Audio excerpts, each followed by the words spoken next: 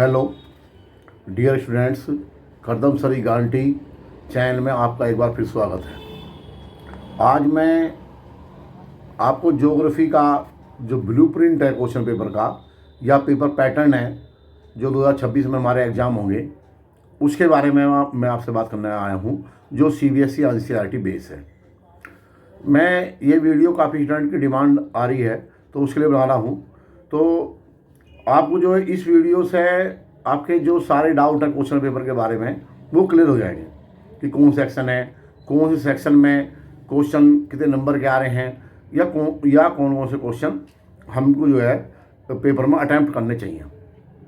तो एक तो ये बात है कि ज्योग्राफी में जिसका कोड 029 है भूगोल का, तो वो जो है 11th और 12th का दोनों का सेम ही है। तो वो जो है जो एग्ज़ाम पैटर्न है बिल्कुल सेम है। ये आपको ध्यान रखना है कि और दोनों में ही चाहे 11th हो चाहे 12th हो, ज्योग्राफी का पेपर दो पार्ट में बटा हुआ है। 70 नंबर की थ्योरी है इसमें और 30 नंबर का प्रैक्टिकल होता है। तो 70 नंबर का जो थ्योरी है उसमें 23 नंबर लाने जरूरी है, 23 मार्क्स लाने जरूरी होते हैं मिनिमम। और जब भी 30 नंबर का जो प्रैक्टिकल है उसमें 10 नंबर लाने जरूरी होते हैं, 10 मार्क्स। थ्योरी का हम पहले बात करें थ्योरी के पेपर की, तो जो थ्योरी का पेपर आपका होगा, क्योंकि उसके ऊपर बहुत कुछ डिपेंड है। तो थ्योरी के पेपर में हमारे 5 सेक्शन होते हैं, जिसमें ए बी सी डी और ई 5 सेक्शन है।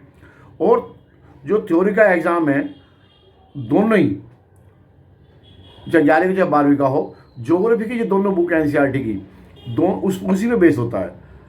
और जैसे मैं पहले बात करूँ 12वीं की, तो कक्षा 12 का 12th का ज्योग्राफी की दोनों बुक्स हैं। आप सब जानते हो कि मानव भूगोल के मूल सिद्धांत और भारत लोक और अर्थव्यवस्था। जबकि जो 11वीं की है थ्योरी, उसकी NCERT दोनों बुक्स हैं, भौतिक भूगोल के मूल सिद्धांत और भारत भौतिक पर्यावरण है। दोनों ही बुक्स के क्वेश्चन पेपर में इक्वल मार्क्स आते हैं, 35 + 35 70 मार्क्स के। दोनों बुक्स का वेटेज बिल्कुल सेम है। तो इसलिए आपको ध्यान रखना कि दोनों ही बुक्स आपको करनी है। और जो पेपर आजकल आ रहा है वो एप्लीकेशन बेस, स्किल बेस आ रहा है। और वो दोनों जब आ सकते हैं आपको जब आपने दोनों बुक्स पढ़ रखी हों, अच्छे से पढ़ रखी हों। अर्थात बुक्स के जो चैप्टर हैं या कंसेप्ट हैं या टॉपिक्स हैं, उनको अच्छी तरह समझकर उस पर आधारित ही क्वेश्चन के उत्तर देने होते हैं। हुबहू क्वेश्चन पेपर जो है जो किताब में है वे पेपर में बहुत कम आते हैं। इसलिए दोनों ही बुक्स को एक बार फिर कह रहा हूँ, पढ़ना और समझना बहुत ज़रूरी है, अनिवार्य है। थ्योरी के 70 मार्क्स के सेक्शन ए, दोनों ही क्लास के लिए बात कर रहा हूँ मैं। थ्योरी के 70 मार्क्स के सेक्शन ए यानी कि MCQ जिसे बोलते हैं हम, MC क्वेश्चन नंबर 1 से लेकर 17 तक, प्रत्येक जो क्वेश्चन का वेटेज 1 नंबर का है वो आता है। अर्थात ये सेक्शन अगर देखा जाए तो कुल 17 क्वेश्चन हो गया, 1 नंबर का 1 है, तो 1 × 17 बराबर 17 मार्क्स का है। इसमें प्रत्येक क्वेश्चन में 4 ऑप्शन आपको दिए हुए होंगे, उनमें से करेक्ट या बेस्ट आंसर, जो बेस्ट ऑप्शन है वो आपको चूज करना है। और यह सेक्शन तभी संभव हो सकता है जब दोनों बुक्स की रीडिंग आपने अच्छी तरह से कंसेप्ट क्लियर करके समझ रखी हो, तो ये जो सेक्शन हो सकता है और बहुत ही आसान है। इसमें तो सही होगा तो सही 1 नंबर मिलेगा, गलत होगा तो बिल्कुल तुरंत कट जाएगा। तो इसलिए आप इस सेक्शन को ज़्यादा इजी में समझें, क्योंकि सोचेंगे भाई ये तो हो ही जाएगा, आप कोई भी ABCD लगा देंगे, नहीं। आपको ये पूरी बुक्स पढ़ के और अच्छे से कंसेप्ट समझ के ये जब ही आपको हो पाएगा, कोई भी छोड़नी नहीं है। दूसरा मैंने बता दिया, सेक्शन A का जो है यानी 17 मार्क्स का हो गया MCQ। दूसरा सेक्शन B जो आता है हमारे पेपर में, वो जो है सोर्स बेस या केस स्टडी बेस या डायग्राम बेस होता है आजकल। तो वो 2 क्वेश्चन है इसमें, 18 और question number 19। Question number 18, question number 19 है। इसमें प्रत्येक क्वेश्चन 3 नंबर का है, 2 क्वेश्चन है, तो टोटल जो सेक्शन B है वो 6 मार्क्स का होगा, 6 नंबर का हो गया। इसमें कोई भी कॉन्सेप्ट या डायग्राम या केस स्टडी देकर जो उसमें से प्रत्येक में 3 क्वेश्चन के आंसर आपको देने होते हैं, जो उसमें दिए होते हैं, उसको पढ़ के या डायग्राम देख के पहले आपको पहचानना है, समझना है कि क्या है ये, और उसके बाद 3 क्वेश्चन है कि भाई ये क्या है, इसका क्या उद्देश्य है, या इसमें ये इसका उत्तर क्या होना चाहिए। यह सेक्शन जो है ये कहाँ से आएगा, ये सेक्शन NCERT दोनों बुक्स में से दिए गए सभी डायग्राम या बॉक्स या केस स्टडी या कंसेप्ट आपको जो है वो करने होंगे और उनकी स्टडी जो अंडरस्टैंडिंग बेहद जरूरी है, तभी ये सेक्शन होता है। सेक्शन सी हमारा सेक्शन सी आ गया। तो सेक्शन सी में question number 20, question number 21, question number 22, question number 23 होते हैं। 4 क्वेश्चन होते हैं। इसको इस सेक्शन कहते हैं शॉर्ट आंसर सेक्शन कहा जाता है। तो आप जो है इसमें ये थ्योरी बेस है पूरा।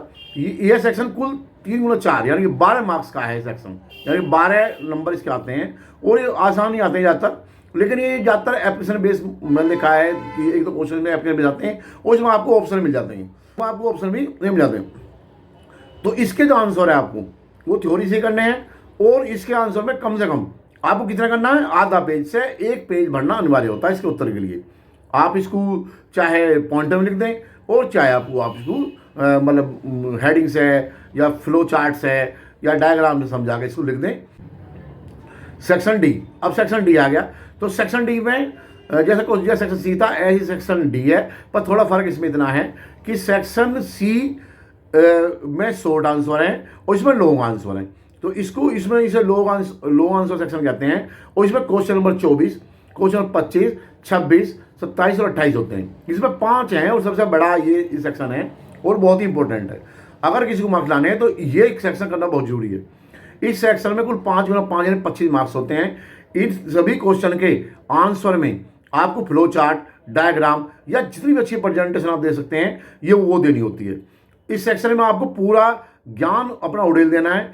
इनके आंसर 1.5 पेज से लगभग 2.5 पेज तक करने होते हैं कम से कम। इसको चाहे तो आप पॉइंट वाइज लिख दें, चाहे थ्योरी बेस हेडिंग वगैरह से पूरा कर सकते हैं। अब लास्ट सेक्शन आएगा section E.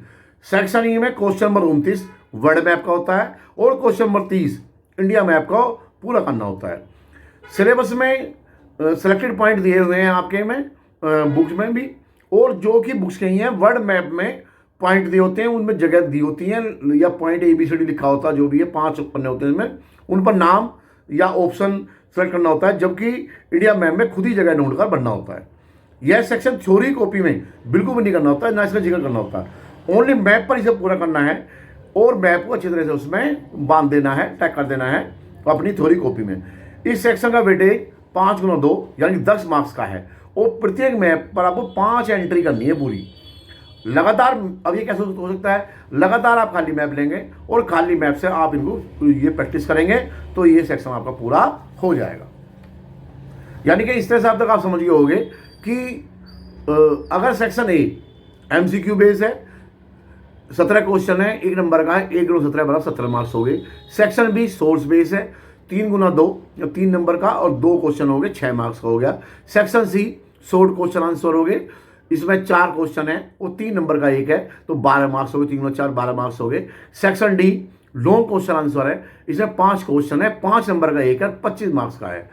Section E map base है, जो वर्ल्ड और इंडिया का है, तो इसमें 5 × 2 यानी कि 5 एंट्री करनी है और 2 इसमें मैप है, तो 10 मार्क्स का हो गया। तो टोटल अगर थ्योरी मार्क्स देखा जाए तो 17, 16, 12, 25, 10 तो 70 मार्क्स का ये टोटल बैठता है आपका। अब बात करें प्रैक्टिकल की, तो प्रैक्टिकल में आपको 30 नंबर का है ये, तो 5 × 5 क्वेश्चन आपको रिटन लिखने होते हैं। पेपर होएगा आपका 1.5 घंटे का, तो 25 मार्क्स के ये होंगे आपके। वो उसी में से होते हैं जो आपका प्रैक्टिकल का सिलेबस है, उसमें से ये होते हैं।